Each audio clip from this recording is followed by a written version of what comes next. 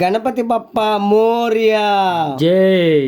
Hi friends, వైజాగ్లో హనుమాన్ నగర్లో help guys ఆధ్వర్యంలో అన్న సమారాధన గత 18 సంవత్సరాలుగా జరిపిస్తున్నాం. కానీ 7-8 సంవత్సరాలుగా బంతి భోజనం అంటే అరిటాకు వేసి బంతి భోజనం పెట్టడం అనేది మా ప్రత్యేకత. అయితే ఈ యొక్క కార్యక్రమంలో హెల్ప్ గైస్లో ఉన్న ప్రతి ఒక్కరు కూడా వాళ్ళు సొంతంగా కష్టపడుతూ ఎంతో ఇష్టంగా చేస్తున్న అన్న సమారాధన.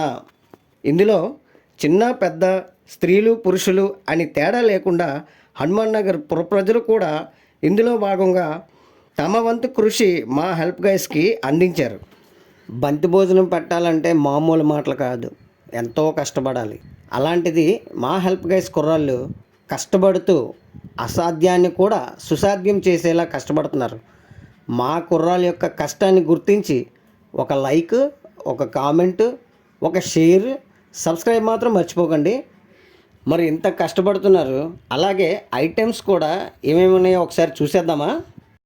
గణనాయకాయ గణదైవతాయ గణాధ్యక్షాయ ధీమహి గుణశరీరాయ గుణమండితాయ గుణేశ. వంటకాలన్నీ కూడా స్వామివారికి నైవేద్యం తీయడం కూడా జరిగింది. అలాగే ఆకుపై పడిన ఐటమ్స్ ఇంటికి తీసుకెళ్ళడానికి సదుపాయంగా క్లాత్ క్యారీ బ్యాగ్స్ ప్రొవైడ్ చేయడం జరిగింది. ఇక మా హెల్ప్ గైస్ కుర్రాళ్ళు జనాలకి భోజనం ఏర్పాట్లు ఎలా చేశారో ఒకసారి చూసేద్దాం. ఒక బంతికి 400 మంది సిట్టింగ్ అయ్యేలాగా ఏర్పాటు చేయడం జరిగింది. ఇది ఎక్కడ కూడా కని విని ఎరగని ఒక రీతిలో జరుగుతున్న అన్న సమారాధన. ఈ యొక్క అన్న సమారాధనకు టీడీపీ ఎమ్మెల్యే గణబాబు గారు, జనసేన నాయకులు, 60వ ward leading corporator PV Suresh గారు, రేవళ్ళ సత్యనారాయణ గారు వీరంతా కూడా ఈ కార్యక్రమంలో పాల్గొనడం జరిగింది. ఇక్కడ చూడండి, బంతి లేచిన తర్వాత తినేసిన ఆకులను తీయడానికి కూడా మా కుర్రాళ్ళు ఎంతో పోటాపోటీగా ఉత్సాహంగా పనిచేస్తున్నారు.